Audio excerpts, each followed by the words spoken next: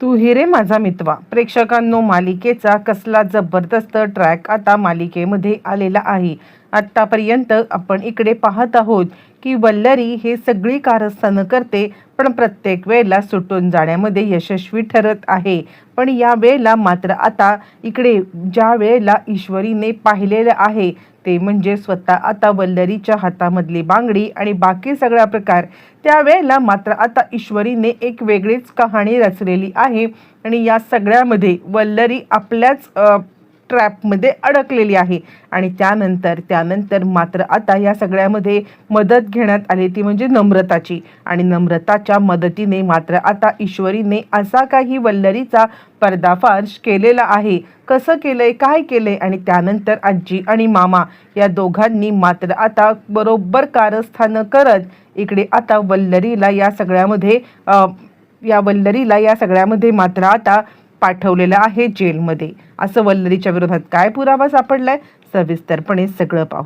ज्या वेळेला अर्णव आणि ईश्वरी यांना मोबाईल सापडलाय, अर्णव आता सांगतोय त्या मोबाईलचा डेटा जो काही आहे तो रिकवर करण्यासाठी लवकरात लवकर मात्र आपल्याला करायला पाहिजे. आणि त्यासाठी आपण या सगळ्यामध्ये लवकरात लवकर निघालं पाहिजे, ते म्हणजे मोबाईल देण्यासाठी. त्यावेळेला मात्र आता बांगडी सापडल्यावरती ईश्वरी सांगते, अर्णव सर, तुम्हाला विश्वास बसेल न बसेल मला खरंच माहीत नाही आहे, पण या सगळ्यामध्ये काल रात्री मामी इकडे आल्या होत्या. आणि त्यावरती अर्णव म्हणतो, आली असेल ना बॅकयार्डमध्ये, आता इकडे मामींनी येणं याच्याविषयी काय एवढं. यावरती ती म्हणते नाही, आणि मामींच्या हाताला मात्र आता लागली होती ती म्हणजे बांगडी, आणि हिरवी बांगडी, आणि बांगडी लागून रक्त येत होतं.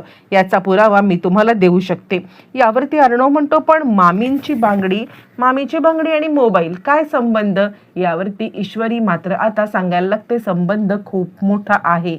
आपण एक काम करायचंय, म्हणजे आपण काय करूया माहितीये का, मामींच्या बांगडीला मात्र आता म्हणजे ही बांगडी मामी घालतात हे तर सिद्ध करेन, पण काल रात्री त्या इथे काहीतरी करत होत्या हे सुद्धा आपल्याला सिद्ध करायला पाहिजे. अर्णव म्हणतो, तुला काय म्हणायचंय की मामींचा याच्यामध्ये हात आहे. यावरती ती म्हणते, तुम्हाला माहिती आहे ना कालच्या दिवसाला ज्या वेळेला आता इकडे मी म्हटलं होतं की घरातलंच कोणीतरी म्हणजे याच्यामध्ये इथे बातम्या पसरवतोय, तेव्हा सगळ्यात जास्त चिडणाऱ्या मामी होत्या.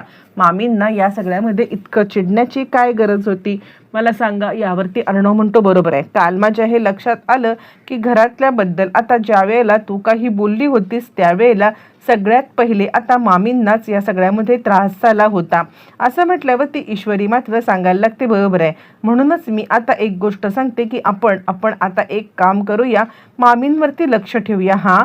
म्हणजे आपल्यासाठी हे महा कठीण असेल किंवा आपल्याला या सगळ्यामध्ये मात्र आता मामी असं काही करतील असं जरी वाटत नसलं तरी सुद्धा ज्या गोष्टी जुळून आल्यात ना त्या गोष्टी मात्र आता अशा पद्धतीने आल्यात की आपण या सगळ्यामध्ये विचार करणं भाग आहे. आणि त्यानंतर अर्णव म्हणतो, ठीक आहे, सगळ्यात पहिले हा मोबाईल आपण आता देऊया. असं म्हणत मात्र आता अर्णव ती बांगडी आणि मोबाईल दोन्ही काढतो. बांगडी देतो ईश्वरीकडे आणि आता मोबाईल देतो तो म्हणजे स्वतःच्या हातामध्ये. ईश्वरी ताबडतोब मात्र आता ती बांगडी घेऊन मामीच्या इथे येते.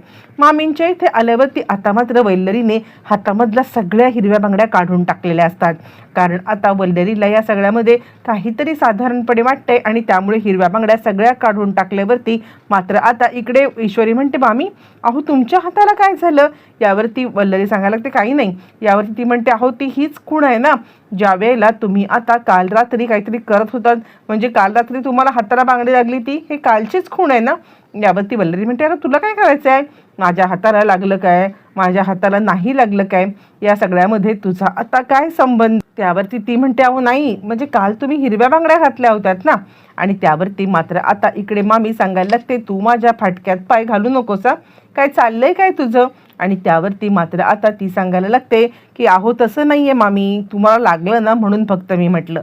इकडे आता वल्लरी जराशी सावध झाले. वल्लरीच्या मात्र आता लक्षामध्ये आलेलं आहे की या सगळ्यामध्ये ईश्वरीला काहीतरी संशय. आता इकडे अर्णव ज्या वेळेला अस्थिपुराला चाललेला आहे त्यावेळेला अर्णव आता विचार करतो, नाही आज काहीही झालं तरी अस्थि विसर्जन करायचं नाही. आणि त्यावरती मात्र आता ईश्वरी म्हणते, काय झालं अर्णव सर, का बरं तुम्ही असा विचार करताय. आणि त्यावरती मात्र आता तो सांगायला लागतो, खरं तर या सगळ्यामध्ये अस्थि विसर्जन करायचा हा निर्णय मात्र मी पोस्टपोन केलाय. कारण आता काहीही झालं तरी सुद्धा म्हणजे आता जोपर्यंत त्यांचा खुनी सापडत नाहीये, कुणी हे सगळं केलंय हे जोपर्यंत कळत नाहीये, तोपर्यंत मी आता अस्थि विसर्जन करणार नाही म्हणजे नाही. असं म्हटल्यावर ती ईश्वरी म्हणते ठीक आहे, जो काही असेल तो निर्णय तुमचा असणार आहे. असं मात्र ईश्वरीने आता इकडे निर्णय घेतलाय. बरं, तो शिर्के इकडे अर्णवला कॉल करतायत. शिर्केंनी अर्णवला कॉल केल्यावरती मात्र आता अर्णवला शिर्के इकडे बोलायला लागतायत की सर, तो मोबाईल रिकवर झालाय आणि त्या मोबाईलमध्ये आता अशी काहीतरी माहिती आहे की जी माहिती तुम्हाला आता या सगळ्यामध्ये उपयोगाची ठरेल. आणि त्यावरती मात्र आता अर्णव म्हणतो कसली माहिती आहे, काय शिर्के? यावरती शिर्के सांगायला लागतात मुळातच ज्या वेळेला आता इकडे त्यांना किडनॅप करण्यात आलं होतं ना, तिथपासूनचे त्यांना जितकं जमेल तितकं रेकॉर्डिंग त्यांनी आता केलेलं आहे. असं म्हटल्यावरती मात्र आता अर्णव इकडे सांगायला लागतो शिर्के, ताबडतोब ते व्हिडिओ मला आता पाठवा आणि ताबडतोब तुम्ही आता घरी सुद्धा या. शिर्के म्हणतात सर, मी घरी नाही येत आहे, कारण आता या ह्याच्यामध्ये असं काहीतरी आहे ना की जे जर का मी घरी आलो तर उगाचच या सगळ्यामध्ये कदाचित हे लीक होण्याची शक्यता आहे. असं म्हटल्यावरती मात्र आता अर्णव म्हणायला लागतो काय तुम्हाला म्हणजे काय वाटतंय तुम्हाला? यावरती शिर्के आता म्हणायला लागतो या सगळ्यामध्ये मात्र आता जर कोणी असेल ना तर ती आहे त्या म्हणजे वल्लरी मामी. असं म्हटल्यावरती अर्णवला मात्र आत्तापर्यंत इकडे हे असतंच डाऊट. आणि त्यानंतर मात्र आता अर्णव सांगतो ठीक आहे, तुम्ही पोलीस स्टेशनला पोहोचा, पण मला ते व्हिडिओ दाखवाल का? यावरती मात्र आता शिर्के सांगायला लागतात आत्ता लगेच मी तुम्हाला ते व्हिडिओ पाठवतो. झालं, आत्ता लगेचच या सगळ्यामध्ये इकडे आता शिर्केंनी फोटो पाठवल्यावर त्यानंतर अर्णव आता मामांना आणि आजीला एका ठिकाणी बोलवतो. कारण आता वल्लरी मामी तिला काही सांगण्याचं सध्या तरी हेच करायचं नाहीये, आधी सगळ्या गोष्टी क्लिअर करायच्या असं अर्णव ईश्वरीने ठरवलेलं आहे. आणि त्याच वेळेला मात्र आता इकडे मामा आणि आता आजी आल्यावरती काय झालं अर्णव? असं म्हटल्यावरती अर्णव सांगायला लागतो मला तुम्हाला काहीतरी दाखवायचं आहे. आणि त्यानंतर मात्र आता अर्णव एक अशा प्रकारचे व्हिडिओ मात्र प्रेक्षकांना दाखवतो की ते ऐकून मात्र आता या सगळ्यामध्ये किंवा पाहून आजी आणि मामा आता हादरलेत. काय रे हे? आजीला तर आणि तितक्यात तिकडे आलेली आहे ती म्हणजे अंजली आल्यावरती मात्र आता आजी म्हणते अरे हे सगळं काय आहे? यावरती अर्णव आणि ईश्वरी दोघं जण सांगायला लागलेत की आम्हाला हा फोन आता बॅकयार्डमध्ये सापडला आणि ज्या बॅकयार्डमध्ये वल्लरी मामी गेल्या होत्या. आणि त्यावरती मात्र आता इकडे अर्णव सांगायला लागतोय मामा तुला आठवतंय का ज्या वेळेला मी तुझ्या रूममध्ये आलो होतो त्यावेळेला मात्र आता तुझ्या रूममध्ये म्हणजे तिथे रक्त सांडलं होतं. यावरती तो म्हणतो हो, पण आपण त्यावेळेला असं वाटलं की वल्लरीला काही लागलं असेल किंवा काही झालं असेल मग त्याच्यामुळे हे असेल. पण वल्लरीला ज्या वेळेला आपण फोन केला त्यावेळेला तर तिने आपल्याला सांगितलं की नाही मी ठीक आहे. यावरती अर्णव सांगायला लागतो मामा ते ब्लड दुसरं तिसरं कोणाचंही नव्हतं, तर ते ब्लड होतं माझ्या बाबांचं. असं म्हटल्यावरती अंजली सांगायला लागते काय बोलताय तुम्ही? मला तर काही कळायलाच मार्ग नाहीये. आणि त्यावरती मात्र आता इकडे अर्णव सांगायला लागतो हो ताई, तुला आता खरं तेच सांगतोय, काहीही झालं ना तरी सुद्धा या सगळ्यामध्ये आपल्या बाबांच्या सोबत आता खूप मोठा गेम झालेला आहे.